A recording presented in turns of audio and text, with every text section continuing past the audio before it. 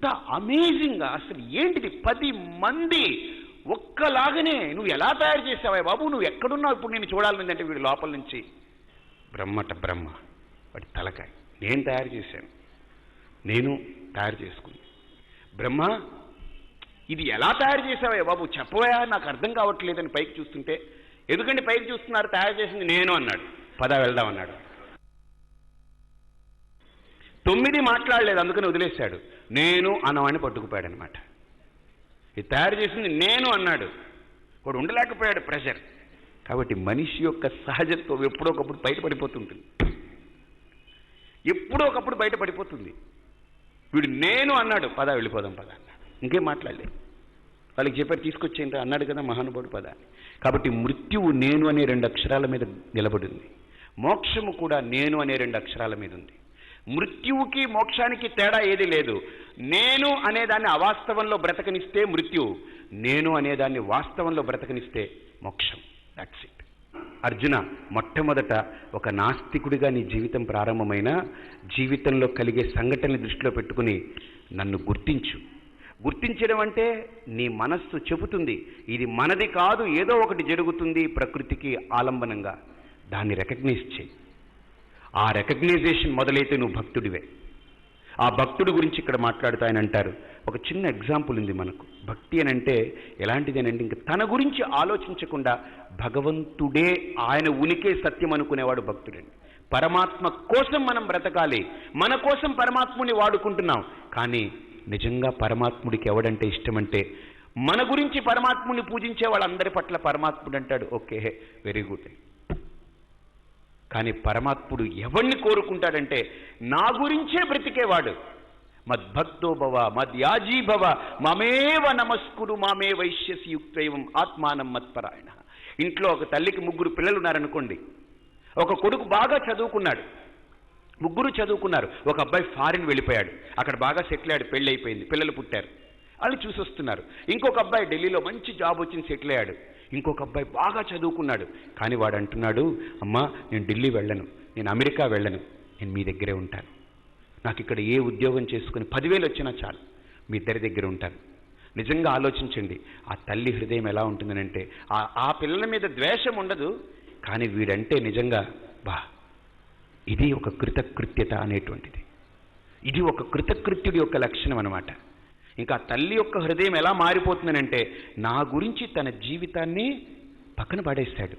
అడిగింది, నాన్న నువ్వు వెళ్ళరా, నువ్వు సంపాదించుకోరా, పైకి రారా నాన్న. అమ్మా ఇంత జీవితాన్ని ఇచ్చిన నీకు నేనేం చేసి రుణం తీర్చుకోగలనే?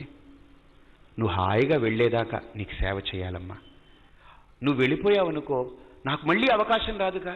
మీ అనుగ్రహం ఉంటే, పితృదేవతల అనుగ్రహం ఉంటే, భగవంతుడి అనుగ్రహం ఉంటే, తల్లిదండ్రుల అనుగ్రహం ఉంటే ఏ రోజైనా ఈ డబ్బు ఏంటమ్మా ఇంతకంటే ఐశ్వర్యం వస్తుంది. కానీ మీరు ఒక్కసారి నాకు దూరం అయ్యారా, నాకు మళ్ళీ రారు కదమ్మా, నాకు ఇది అవకాశం అమ్మా. ఆ మాటల ఆ భావుకత చూడండి. వాళ్ళిద్దరూ చెడు వాళ్ళేం కాదు, పాపం వాళ్ళు మంచి వాళ్ళే, వాళ్ళకి తల్లి ప్రేమ ఉంది. కానీ వీడు ఇంకా లోతుగా వీళ్ళు ఆలోచించేశాడు, ఇంకా కోర్లోకి వెళ్ళి ఆలోచించేశాడు.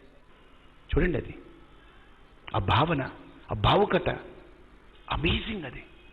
అలాగనే మనం భగవంతుడి గురించి, భగవత్ తత్వం గురించి, పరమాత్మ గురించి ఆలోచించేటువంటి వ్యక్తి ఏ ఒక్కడైనా భగవంతుడి ముందు కూర్చుని పెద్ద లిస్టు మనం చదివేసి, నాకు అది అయిపోవాలి, ఇది అయిపోవాలి, ఇది అలా జరగాలి, అలా జరగాలి, భార్యకి లేవాలి, భర్తకి లేవాలి, పిల్లలకి లేవాలి, అది అయిపోవాలి, అత్తగారికి లేకపోవాలి, తల్లికి లేకపోవాలి, ఇది అయిపోవాలి, వ్యాపారం అన్నీ అడిగేస్తున్నాం వాడి ముందు. పెద్ద డిపార్ట్మెంట్ స్టోర్లో ఉన్నటువంటి మాల్నంతా కూడా వాళ్ళ ముందు నిలబెట్టేస్తున్నాం.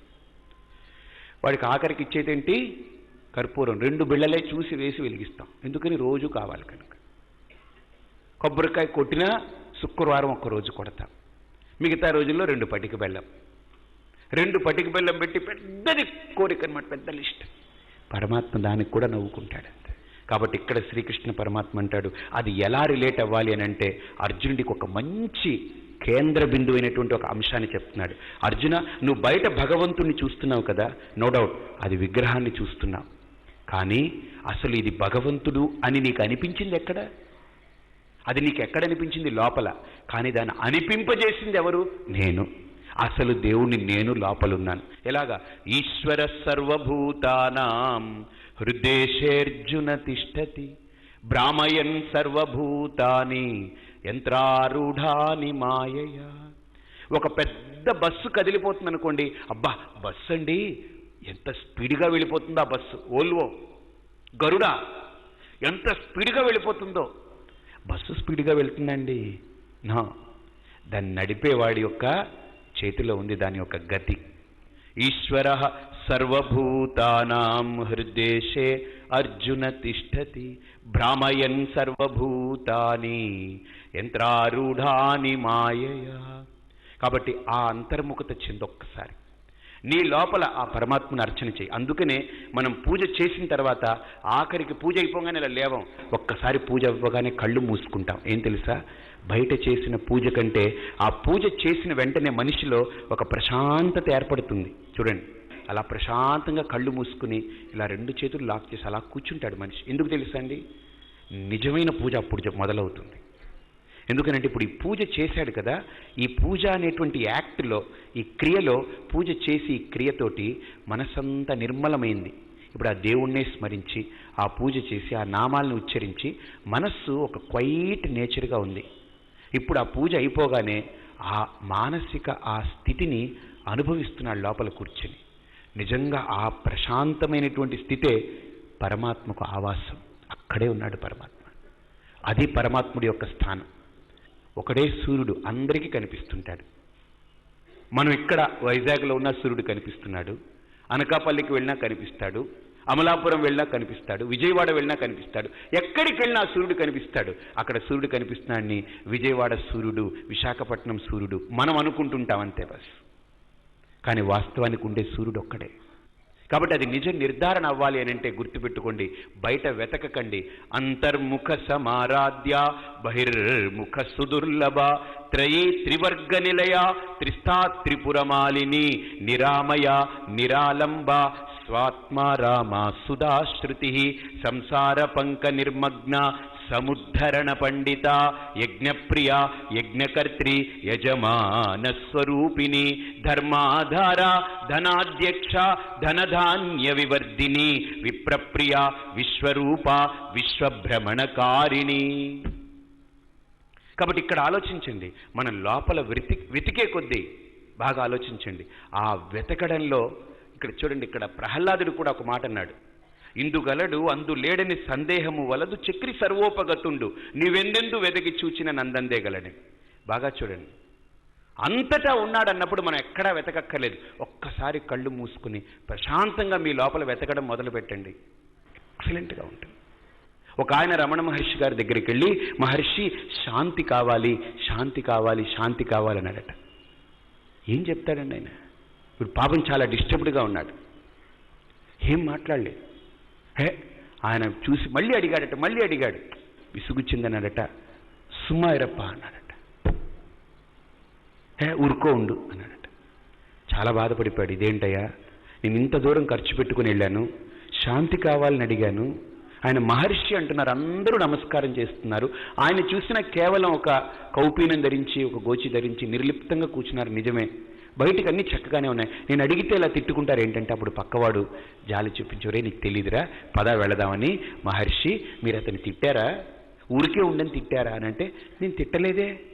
అదిగో అదేంటంటే అబద్ధాలు ఆడుతున్నారు పైపిచ్చు. నేనేం అబద్ధం ఆడాను? నేను మిమ్మల్ని శాంతి కావాలని అడిగాను, మీరేమన్నారు? సుమ్మాయిరు అన్నారు, ఊరుకో ఉండి అన్నారు. అలా కాదు, శాంతికి ఏం చెయ్యక్కర్లేదు, అశాంతికి ఏదైనా చెయ్యాలి. ఊరికే ఉంటే శాంతి, ఊరిలో ఉన్నవన్నీ కెలుక్కుంటే అశాంతి. మీరు చూడండి, మీకు శాంతికి ఏమైనా కావాలి ఒక్కసారి ఆలోచించండి. పిల్లాడు ఏదో చేస్తుంటే ఎందుకురా బాబు ఈ అశాంతి ఏంట్రా బాబు, అలజడేంటి, అలా కూర్చో శాంతిగా అనంట. మీకు శాంతి ఎలా ఉంటుందో భగవంతుడే మీకు అనుభవం ఇస్తున్నాడు, ప్రతిరోజు ఇస్తాడు. మీకు ఎక్సలెంట్ ఎగ్జాంపుల్ చెప్తాను. నేను చెప్పేది ప్రాక్టికల్గా నేను చూస్తూ నేను దాన్ని ఆలోచిస్తూ దాన్ని ఎంక్వైరీ చేస్తూ అనలైజ్ చేస్తూ చెప్తాను మీకు. నేను కూడా చూసాను, శాంతి అంటున్నారు, ఎలా లోపలే ఉంటుంది శాంతి అని అంటున్నారు, దాన్ని డిస్టర్బ్ చేసేది మనమే అంటున్నారు.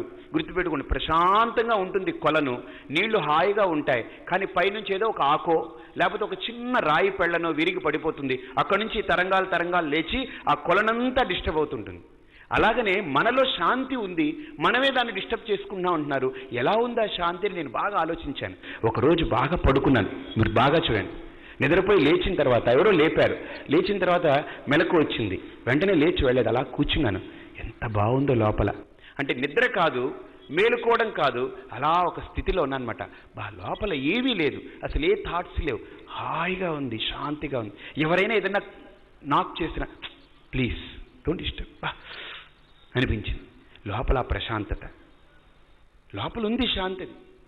మనం అనుభూతి పొందట్లేదు. మనం ఎవడో ఇస్తాడేమో మనకు శాంతి, ఎక్కడికో వెళితే వస్తుందేమో, అది తెచ్చుకుంటే వస్తుందేమో. ఎవ్వడు ఇవ్వడు ఈ లోకంలో శాంతి. అశాంతి ఇస్తాడు ఎవడైనా, గెలుగుతాడు ఏదో ఒకటి, అంతే. అశాంతి ఉంటుంది ఈ లోకంలో ఎక్కడైనా, కానీ శాంతిని మీ దగ్గరే ఉంది, మీ స్వరూపమై ఉంది. అది మీరే అనుభూతి పొందాలి, దాన్ని మీరు రియలైజ్ అవ్వాలి, అది మీరు దాన్ని విచారణ చేయాలి, ఆ స్థితికి వెళ్ళాలి. చూడండి, ఆ మానసిక స్థితిని ఇక్కడ శ్రీకృష్ణ పరమాత్మ ముట్టుకుంటూ ఒక్కటే మాట అంటున్నారు, అర్జున ఈ లోకంలో ఒక్కటి గుర్తుపెట్టుకో, నువ్వు ఎన్ని చేసినా అది నాకే అందుతుంది. తెలిసి చేస్తే దాని అర్థం వేరుగా ఉంటుంది, తెలియక చేస్తే దాని అర్థం వేరు. నువ్వు తింటున్నాను అనుకుంటున్నావు, కానీ నేనే తినేవాడిని. నువ్వు చేస్తున్నాను అనుకుంటున్నావు, చేసేవాడిని నేనే. కాబట్టి నువ్వు అనుకున్నప్పుడు సమస్య, నాది అంటే అపచారం, నీది అంటే ఉపచారం. సర్వధర్మాన్ పరిత్యజ్య మామేకం శరణం వ్రజ అహం త్వా సర్వపాపేభ్యః మోక్షయిష్యామి మా శుచః. అర్జున, నువ్వు చేసే ప్రతి క్రియ ఉందే, దాన్ని ఆలోచించు.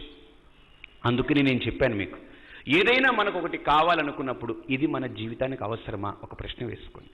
కాబట్టి ఇక్కడ శ్రీకృష్ణ పరమాత్మ ఆ మాటను చెప్తూ అర్జునుడికి ఈ కాన్సెప్ట్ని క్లియర్ చేస్తారు. కాబట్టి మీరు కూడా, నేను ఒక చిన్న టెక్నిక్ చెప్తాను. మీరు ఉదయం లేవండి, దేవుడా ఉన్నాడా లేడా పక్కన పెట్టండి. ఏమిటి వాడు దేవుడో కాదో పక్కన పెట్టండి. మన నమ్మకమే మన దేవుడు, మన శ్రద్ధే మనకు దేవుడు, మన విశ్వాసమే మనకు దేవుడు. నిజంగా చూడండి, అదే దేవుడు అనుకుని మనం వెళ్ళిపోయాం అనుకోండి, దెబ్బ తింటాం. ఎందుకనంటే ఏమండి, వెంకటరమణమూర్తి దగ్గరికి నేను ఎంత సిన్సియర్గా వెళ్ళానండి. 11 రోజులు అలాగ కష్టపడి అన్ని కష్టాలు నోర్చుకుని స్వామిని తలుచుకుంటూ అప్పు తీసుకొచ్చి వెళ్ళండి, గుండు చేయించుకున్నాను, అన్నీ చేశాను. అక్కడ దేవుడి దగ్గరికి వెళ్ళి అడిగాను, నాకేం రాలేదండి, నాకేం బాగుపడలేదండి. కాబట్టి వెంకటేశ్వర స్వామి లేడండి. అంటే నీకేదైనా అయితే దేవుడు ఉన్నాడు, ఏదన్నా లేకపోతే జరగకపోతే దేవుడు లేడు. అంటే నీకు ఆయన నిరూపించుకోవడం కోసం నువ్వు ఏదేది అడిగితే అవన్నీ ఎక్కడి నుంచో దాచుకొచ్చి పట్టుకొచ్చి నీకు పోయాలి. అది వాడి కర్మ. అప్పుడే నువ్వు నమ్ముతావు, అప్పుడే నువ్వు వాడిని అంగీకరిస్తావా? అంటే నాకు ఇచ్చిన ఇంత అద్భుతమైన జన్మనిచ్చిన పరమాత్మని పక్కన పెట్టేస్తాం. ఇంకా మన